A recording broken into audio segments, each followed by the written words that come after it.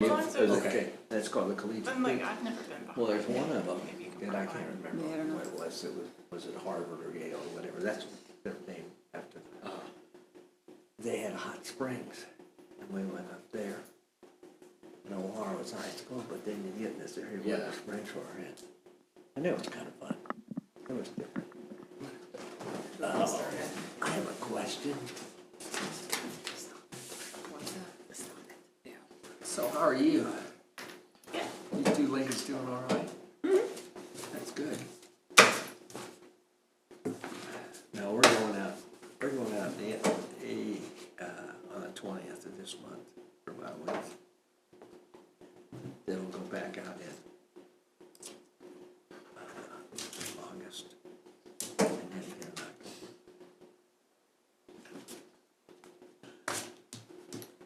I tell you that the kids gave us for Christmas, not last year, but the year before, a hot air balloon ride. Oh, yeah. And that was, Down in New Mexico? no, we took it out we met the people at Johnson County Executive Airport. Yeah, really? And they took us over to some schoolyard, and the balloon, when they unwrapped, it's not in a very big box. When they unrolled it, it was 8 stories high, 96 feet. Man, that's amazing. And we got up 2,500 feet. So I figured your kids were just sending you back to Oz. No, yeah, right, but that, I mean, it was so cool. I mean, it's like, cool with the, Was the flame hot? Like when they well, were? yeah, but they didn't use it all the time. Right. And But you really felt it. well, no, not that No. much. Because it was going up big fast, fell a little heat, but not much, but. I won't do that. Huh? That is really, I tell you. Go ahead and get started. We got 1 minute. Okay. We're gonna start. Julie. We'll go ahead and start. We have a quorum, that's 4 of us, right? Yep. Okay. First order of business is approval of the minutes from last meeting. Has everyone had a chance to look those over? And I'll take a motion. I'll make a motion that we approve the minutes from the last meeting. All right, I have a motion to approve. I'll second that. In a second. All those in favor say aye. Aye. Any opposed? That's 4-0. All right, new business. We've got 3 things on the agenda. We'll go in order today. Okay. So first is a public hearing for case number 2024-12 REZ 300 Santa Fe. This is a request of a rezoning of property located at 300 Santa Fe from a planned unit development district to residential mixed-use district. We'll have a staff report. Hey, thank you, Mr. Chairman.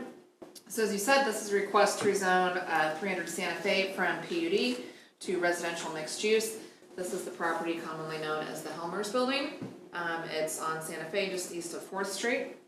So the applicant, which is the prime company, is requesting a rezoning of the property again from PUD to RMX. We don't have great records as to why or when this was rezoned to PUD. PUD rezoning is very restrictive in that a property can only be used for what it was specifically designated for at the time of that rezoning to PUD. So this is one of those instances where it just really makes more sense to rezone it to an appropriate established zoning district when a user comes in to use it. So that's what we are doing here. That's why we have ended up with this request. So the property is currently owned by Marmac FLP. Greenmeyer owns this property. It's occupied by Basil's. Greenmeyer Rentals also has their offices in there, and I believe there is one other office user as well. The existing building is listed on the National Register of Historic Places, was originally built as a furniture manufacturing company in 1909. Since that ceased, the building has been utilized for a variety of uses. The applicant is proposing to turn this into multifamily workforce housing. They would be intending to use historic tax credits and low-income housing tax credits in the development of this project. The first phase of this project would involve renovating the existing building into, again, multifamily uses, potential future development of additional buildings on the site, which may come down the road. So again, we're just here for the rezoning of the property. Any potential future development would be required to meet all of our development standards in terms of utilities, access, parking, all of that, which would come when there were solid plans for the actual development inside the building or on the site. I also just want to note that a rezoning to RMX would allow for the continued use of those office uses in that site. RMX does allow for really the most flexibility within our zoning districts. So you can have office uses, commercial uses, and these multifamily uses. So that's going to give the owners of the site pretty wide range of what they can do in this building going forward to meet their needs. So I'll go through the conditions of determination. The first is the character of the neighborhood. So again, the property is located east of 4th Street. It does not have direct frontage onto 4th. There are commercial uses to the west, multifamily residential uses to the south, industrial uses to the north, and single-family residential uses to the east. That single-family neighborhood to the east is pretty low density and pretty spread out. The second is the zoning and use of properties nearby. And I'll just turn on the zoning layer while we're looking at it.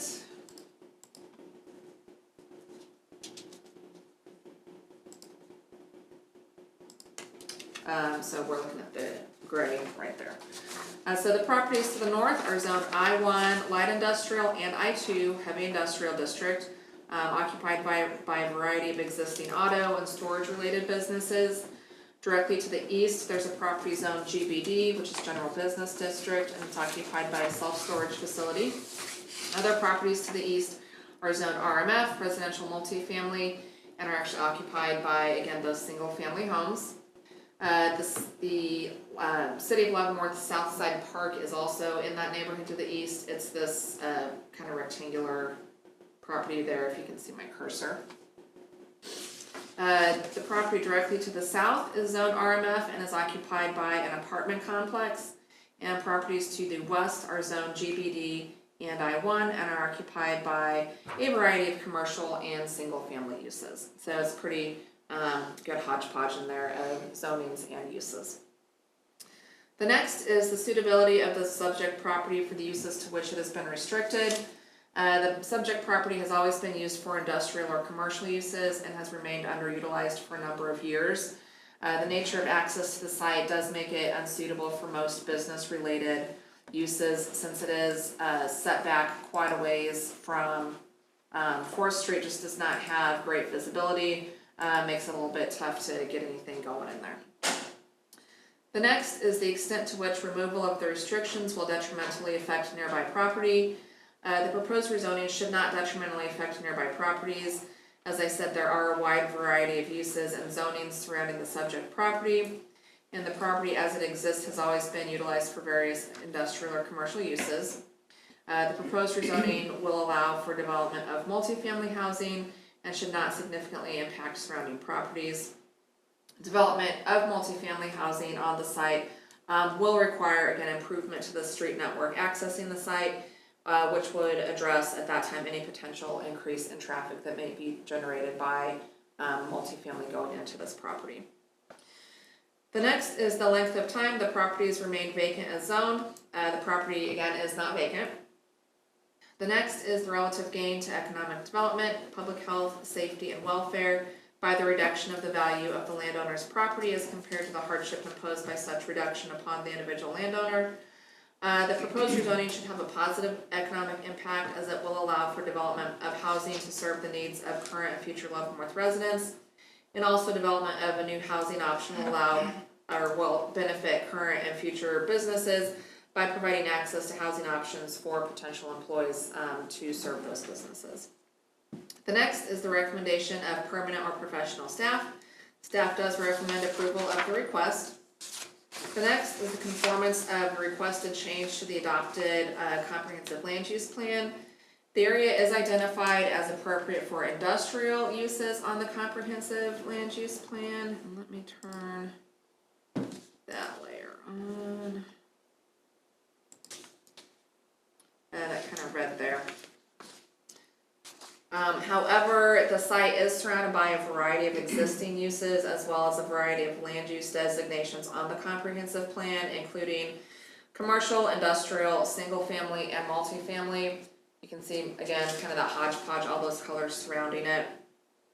So due to the mix of surrounding uses, as well as the relative seclusion of the site, staff does believe, based upon all available information, that the adaptive reuse of the building for a residential or mixed-use project is appropriate for this location. And then the final is any other factors that may be relevant. There are no other factors that we would note. After the required public notices were sent to property owners within 200 feet as required by Kansas statute, we did not receive any comments regarding the proposed rezoning. So I can answer any questions that you might have for staff, and the applicant is here as well, and they can tell you a little bit more about the project that they're looking at moving forward. All right, great, thanks, Julie. First, questions for the staff? Any questions for the staff on their report? Yeah. So Julie, if this gets approved, the future land use plan, would it then be changed to reflect this? Yep, so we would update that, and we do try to go through an annual review of the comprehensive land use plan, and so any changes would get reflected at that time. What happens with the historical society? I'm only asking because I'm curious. Sure, so any registered property, whether it's individually registered like this one or in a district, there are standards from the Department of the Interior that those properties are supposed to comply with, and so the city of Leavenworth has our own historic preservation commission, so we're designated by the state to do those reviews. So a lot of times with these properties, interior type renovations don't end up having to go to the preservation commission unless they are going to significantly, damage or alter the building, then they might need to. It's typically if you're going to be significantly changing the exterior of the building, but any project any development that would happen to this building, we would review as staff, take a look at the requirements, that we have to review for those historic designations, and then determine if it warranted going to the Historic Preservation Commission, or if we could just do that at the staff level when it comes in through building permit. So it just kind of depends on the scope of what they're doing. Thank you. On the tax credits, are they federal tax credits, or are they state tax credits? And kind of on what Kim said, does the interior have certain restrictions that not to be changed? I know, like, here comes the man to the. Yep, so I'll go ahead and let the applicant introduce himself and talk a little bit about that. The reason I asked that is because of I remember the Ward's building, and there's certain things that they had to keep inside that they couldn't change, and I've been in your building many times, so. Yeah, so good evening, my name is Chris. It's on. You're good. Okay. It's just a recording. Good evening, my name is Chris Elsey, I'm the owner of the Prime Company. So to address your question about there are both state and federal tax credits with both the historic side of things and the low-income housing tax credit side of things.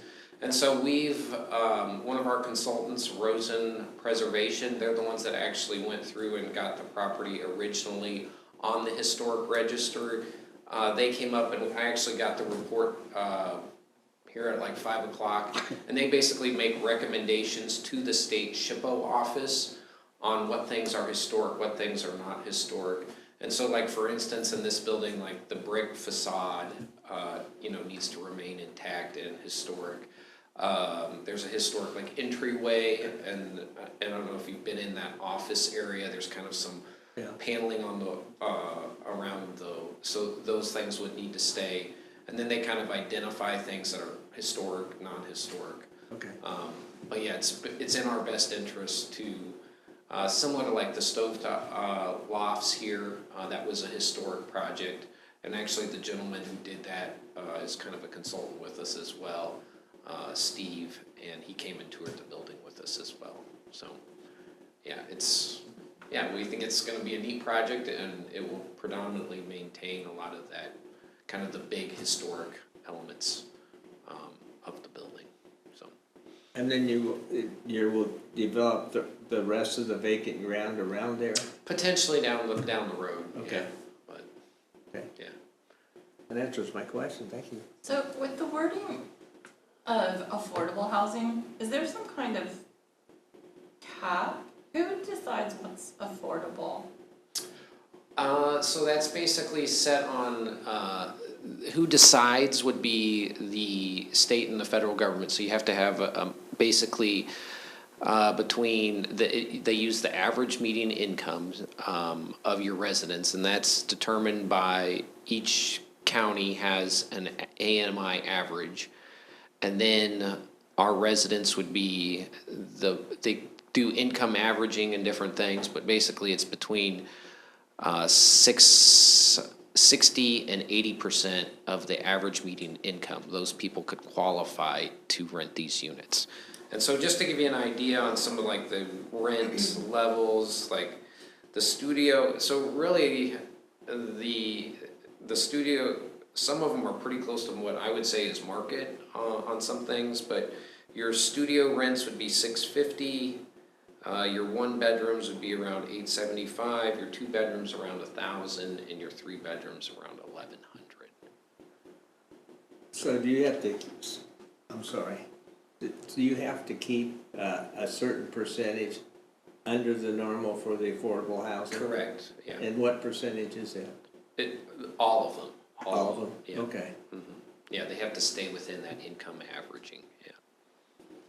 And I would just note too, with them planning to do some 3-bedroom units in here, it's pretty rare in Leavenworth to find 3-bedroom units in multifamily housing. That's a request that we get quite a bit from folks looking for housing options, and they're just pretty hard to come by. Yeah, that's actually part of the scoring criteria for the state is if you provide 25% 3 bedrooms, you get kind of additional points. So the state basically has like a pool of money, and then they have different scoring criteria, and then, we go through and try to make our design basically score as high as we can, but then a lot of it is just, the location of the property, et cetera, that scoring. Will the ability to rent an apartment be tied in any way to their employment? No. Okay. Will there be any ties to businesses here? This is you have. We would certainly, language. we have our own management company, so we would certainly try to market it to area businesses, but we can't discriminate on where, we have to follow all fair housing guidelines. Sure. And so, yeah, we would certainly, just like anybody else, try to market it to certain manufacturers and employers. The only reason I ask is St. Joe has a large problem with Triumph Foods grabbing a lot of voucher residents and bringing them to St. Joe and putting them in the shelter, and then until they can get that voucher, and then they go out into the community and they're only there for that employment.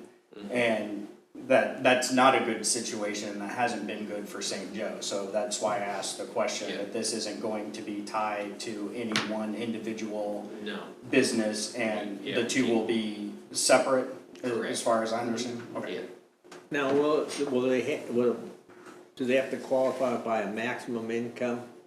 Correct, yeah. Yeah, okay, so if you're over a certain income for this unit or that unit, you don't qualify. Okay. I have 2 questions. How many units are you thinking about putting in? The architects just went through it now, and we actually have a little bit, we got to 115.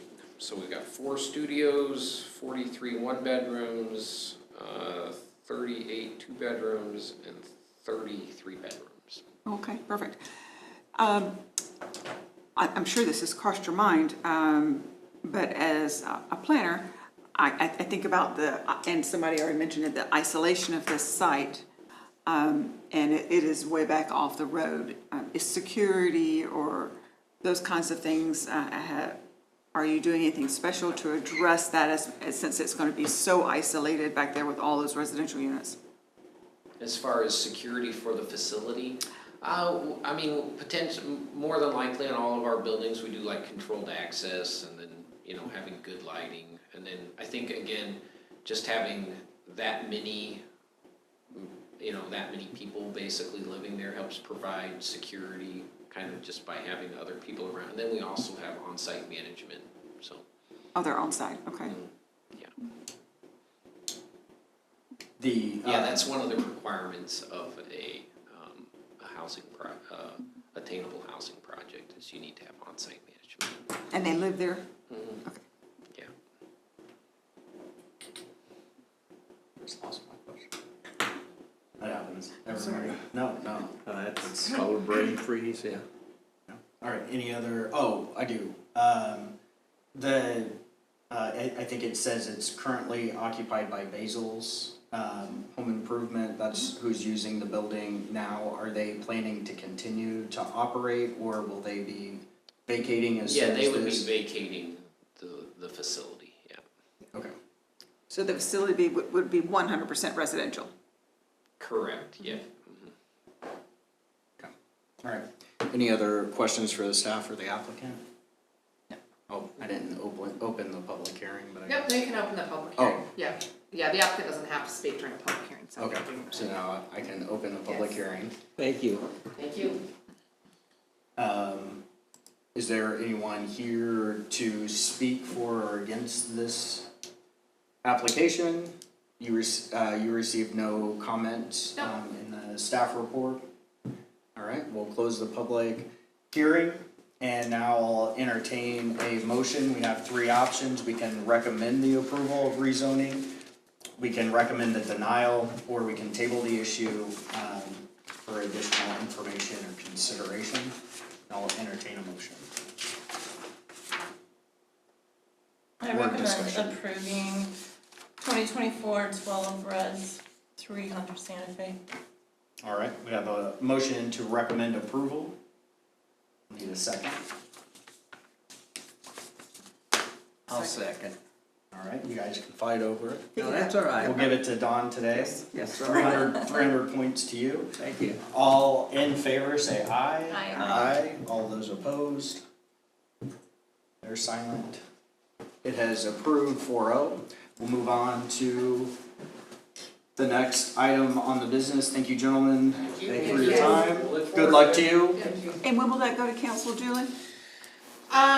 It would be, do you have your calendar? Sorry, I should have had that date for you. Funny, you got a planner on one side.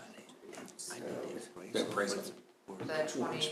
What they had. I'm sure you helped build that. Yeah, so it'd be July 25th, would go for the first, June 25th, sorry. Yep. Yep. All right, second agenda item, 2024-13, REZ 1820 South 4th Street. This is public hearing for case number 2024-13, REZ 1820 South 4th Street.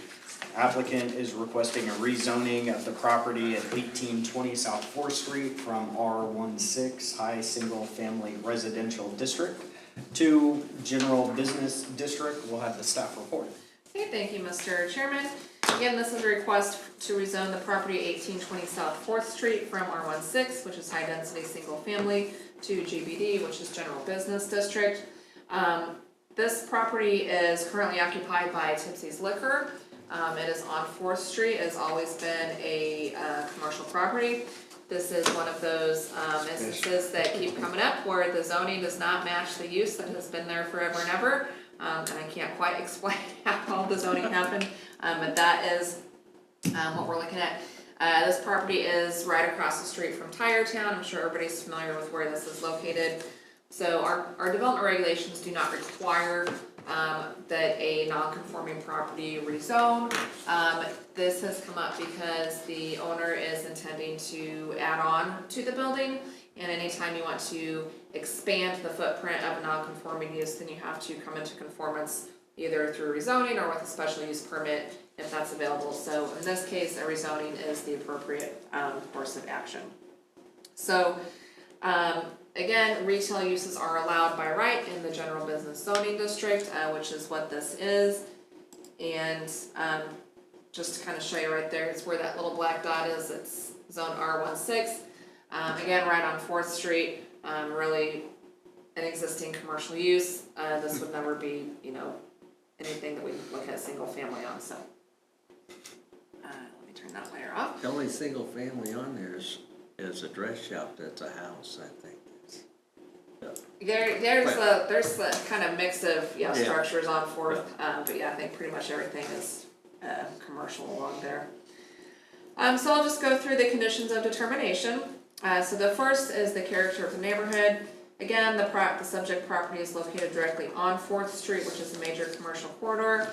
Property is occupied by an existing retail business with other established commercial businesses to the north, south, and east along 4th Street. To the west is an existing single-family neighborhood. The next is the zoning and use of properties nearby. Turn this back on. So the property to the north is zone R16 and is occupied by Benji's Auto Sales, also an existing non-conforming use. Another case where if they ever look at expanding, we'll be looking at a rezoning for them as well. The property to the south is zone GBD and is occupied by O'Reilly Auto Parts. The properties to the west are zone R16 and are occupied by single-family homes. And the property to the east across 4th Street is zoned I2, which is heavy industrial and is occupied by Tire Town. The next is the suitability of the subject property to the uses to which it has been restricted. The property has always been occupied by a retail establishment and is not appropriate for single-family residential uses. The next is the extent to which removal of the restrictions will detrimentally affect nearby property. The proposed rezoning should have no detrimental effect upon surrounding properties. There is no proposed change in the use of the property. It will continue to function as a retail establishment. The proposed addition to the structure will not significantly increase traffic in the area. The next is the length of time the subject property has remained vacant as zoned. Again, the property is not vacant. The next is the relative gain to economic development, public health, safety, and welfare by the reduction of the value of the landowner's property as compared to the hardship imposed by such reduction upon the individual landowner. The proposed rezoning should have a positive impact as it will allow for expansion of an established retail business, thereby potentially increasing sales and tax revenue for the city. The next is the recommendation of permanent staff. Staff does recommend approval of the rezoning request. The next is the conformance of the requested change to the comprehensive plan. The area is identified as appropriate for commercial uses on the comprehensive plan. That's all of the green there. And then the final is just any other factors that may be relevant. And there would be no other factors that we would note. So again, after we sent the notices to owners within 200 feet as required by statute, we did not have any comments. We had a couple of questions about what the rezoning was for, but no comments after explaining what was going on with that. So I can answer any questions you might have for staff, and the owner of the property is here as well. Questions for the staff? I have a question on the checklist. Yep, It's not checked that the non-refundable fee is paid or anything like that. they have paid, yes. Been notarized. It's been paid. Okay. Yeah. That's the only question I have. Well, you know. I have one question. Yeah. So it's always on the items for conditions for determination, and item F always says potentially increasing sales and tax revenue.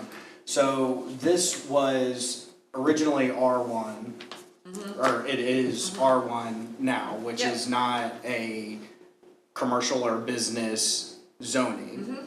So did the city potentially lose money if this increases the ability for purposes, did the city lose money by this error in zoning got you. previously? No, so the county does not base their taxing classification off of our zoning. Okay, And property owners do get confused on that, occasionally when they come in and talk to us. So they'll get their tax bill and their tax bill says what their, tax classification is. And so this property is taxed at a commercial rate, has nothing to do with the zoning.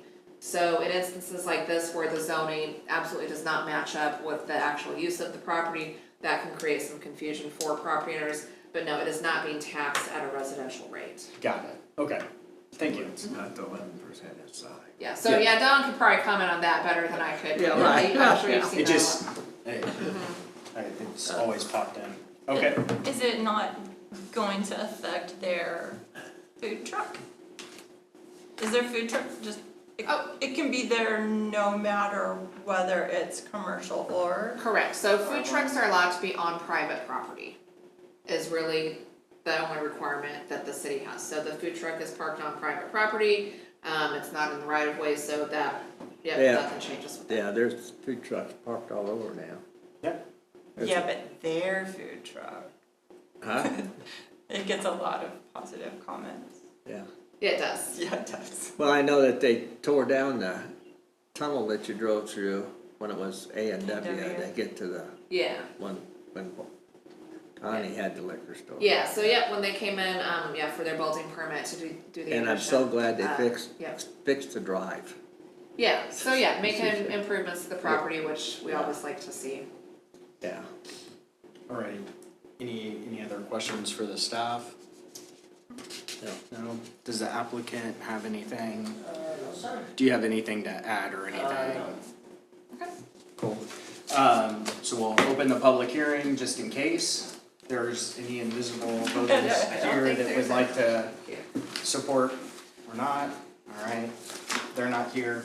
We'll close the public hearing, and now I'll take, we have the same three options. I'll take, or entertain a motion or discussion. I make a motion that we recommend approval of the rezoning. Alright, I have a motion to recommend approval, I'll second that. and it is seconded. All of those in favor say aye. Aye. Any opposed, including invisible? No? 4-0, we're on a roll. It could have been in the hallway. No, just wait. Oh, Michelle figures that stuff out. Yeah, that's right. Alright, and the third one, my favorite, I've been smiling about this Thank you, one. sir. Yes, thank you so much. Thank you. So, This is your favorite. oh yeah, this is beautiful. This is government in action, not inaction, in Yes. action. City initiated rezoning, this is Second Avenue in Santa Fe, so this is, consensus is what we need, to direct staff to proceed with, what they'll propose, a city initiated rezoning process for an existing neighborhood. And that includes 15 individual properties lying east of Second Avenue between Santa Fe and Sheridan Streets from multiple family residential district to R16, high density, single family residential district. Yes. And we'll take staff Yep, report. so just to kind of give you a little background on this, as we just saw, there's all sorts of properties all over town that the zoning does not match the actual use of the property, which is not uncommon in an older town like this, that was, pretty established when zoning got applied back in the 60s or whenever that happened. So, what we've found that we've discussed quite a bit over the last couple of years is that lending practices have changed a little bit, and so folks now, when they're going to purchase or sell or refinance a property that is non-conforming, they're having trouble getting financing on it, because banks are not wanting to lend on properties that could not be rebuilt if it were damaged or destroyed. So we've had a lot coming in for special use permits, for rezonings, and so I know this board has asked us, what can we do? The city commission has had kind of the same thought, so we're looking at a number of different ideas. We do have some things that we want to bring forward for consideration when we do our next update to the development regulations, which we'll get to you here in the next several months. But one thing we do wanna look at is taking advantage of our ability to do some city-initiated rezonings, when there are kind of larger scale areas that affect a number of properties that are existing non-conforming. They're all developed, it would never be anything else. And there's no action of the property owners that caused them to be non-conforming. They just really need to have a more appropriate zoning applied to it. So these are cases where it really should not be on the property owners to have to go through the process, the time and expense. That's something that we can do as a city, is kind of start identifying these. So this is our first stab at it. Again, it is allowed for in state statute. I've already talked to the city attorney on kind of what that process looks like. So this one, as you said, it's a small neighborhood that we're looking at, just 15 properties.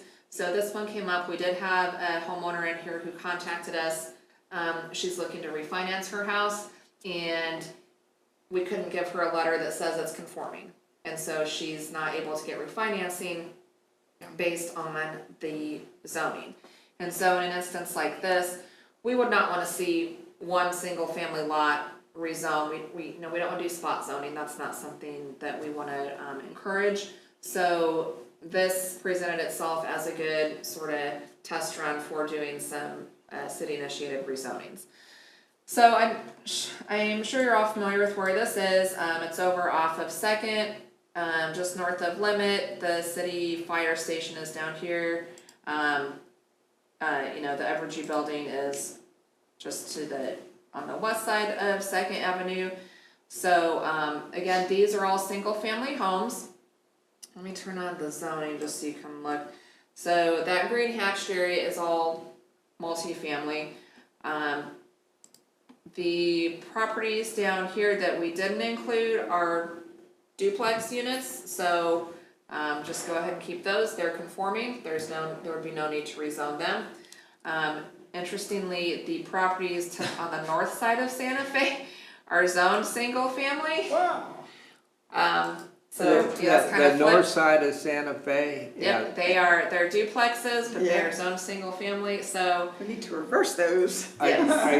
But we're not including that. no, so we're trying to keep it kind of simple for this first step, not multiple rezonings. So what this again is our first shot at it. So depending on how this is received by the planning commission and then city commission, and just kind of general thought as a whole, our intent would be to start identifying some more areas that include multiple properties that would be kind of similar again in that they're all developed.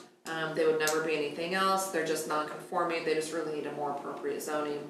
So hopefully, should this go well, and this looks like it would be a good option, the hope would be that we can start bringing some more of these forward for you as one of the tools that we have at our disposal to kind of correct some of these instances where the property owners did nothing to make their properties non-conforming.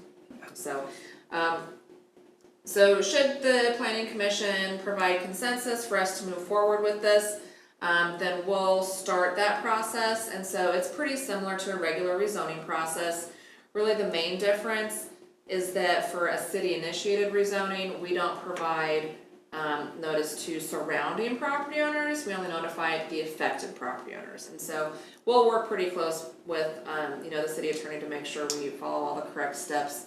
But again, it would come before this board for review and a motion, same as a regular rezoning, and then to the city commission for final approval, same as a regular rezoning. So assuming you would provide consensus tonight, we're probably looking at still a couple of months before it would come back because we have to go through all those notification steps. Would they come back in bulk, or would it come back individually?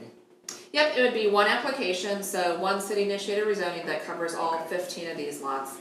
And then those property owners would have, the opportunity to come speak in favor or against it. And at the time that it comes back for a public hearing by the planning commission, we'll of course, lay out all the, steps and statute and requirements that you look at. I'm assuming then, since you're doing it kind of a blanket one, and I'm all for cleaning up a zoning map, Yeah. mind you, everybody's job easier.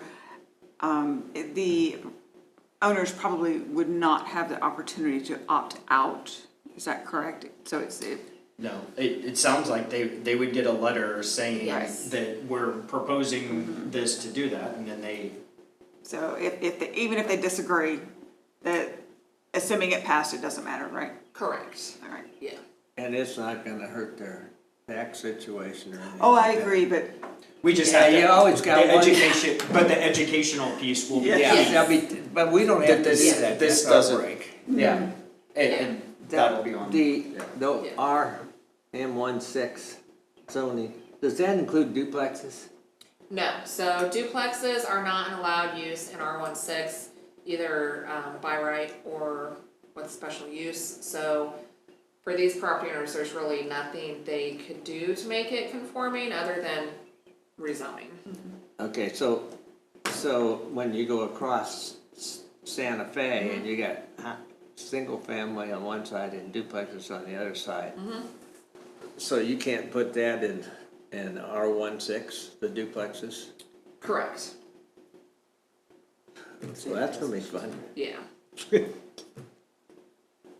Okay. I went by there and I saw that in that general area that you're looking at now, there are no duplexes, it's all single family. Yes, so we made sure, and I went out and drove it just to make sure, that there were none kind of Yeah. snuck in there. Yeah. But, yeah, I couldn't get down Sheridan because there's a big semi parked Oh, down at yeah. the end of the street, so, but it was coming out, so. yeah, so we would not be making anybody not conforming with this, we'd be making them all conforming. And for the board, and I wanna make sure that it's on the record, you know, we talk about real estate sales and all of that, but I had a neighbor whose house caught on fire and they lost just about all of their belongings and their dog. And after all of that and trying to find a new place to live and recovering from all of that, trying to sell their property, they found out that they were non-conforming and that they needed to tear down their deck and their shed before they could sell the house, so that it was conforming. And they're doing that as they're trying to literally rebuild their life. That's one Yeah. nightmare situation, I know, and it's just here and there, but if this can prevent something like that happening, or I think my mom's getting older, if something were to happen and, you know, that's a whole mess, and if I had to try to do something with her property that, who knows if it's conforming or not, Yeah. that would just be a headache, so, So we can't, we can't get every non-conforming property in town, but But yeah, this the is- hope is that we can pick these areas where we can, make a difference for a larger number of property owners. I think that's a great a idea. great idea.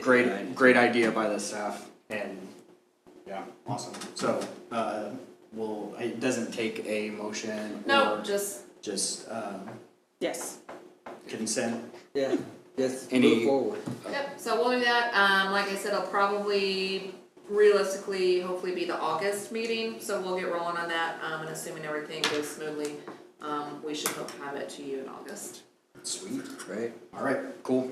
cool. Anything? Nope, so we do have a July meeting, and as of now, I know I sent out the email about the Potential Brothers project at Abel's Field.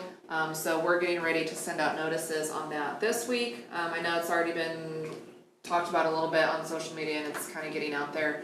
But once we send out notices and that's published, we expect the chatter to kinda increase. Will we expect that on the July? Yes, that's on the July, What, and yeah, so that's, a holiday week, that just happened to be where it fell when they submitted it, so. Everybody's gonna be here? Uh-huh. Yeah, hopefully we'll have. Well, us and then all those people out there too, I Yeah, so expect. I would anticipate a large, And a long, a well-attended public hearing. I've had a couple of comments from relatives about that already. Yeah. Yeah. could we print up like the public comment, like rules or whatever, and just like have it on a stand or up there, just to remind Yep. people, we're not gonna we're not gonna repeat the same things, yes, Yeah. it smells, okay, you know, it already smells there, Yeah. you know. Yep, so we will do our best to, manage the public comment, and we'll see how many folks we get. Is it 3 minutes or 5 minutes? So there's not a specified, you have to limit it to this amount, just kind of general, the rules of, decorum, we'd appreciate it if everybody would limit it to, 2 to 3 minutes.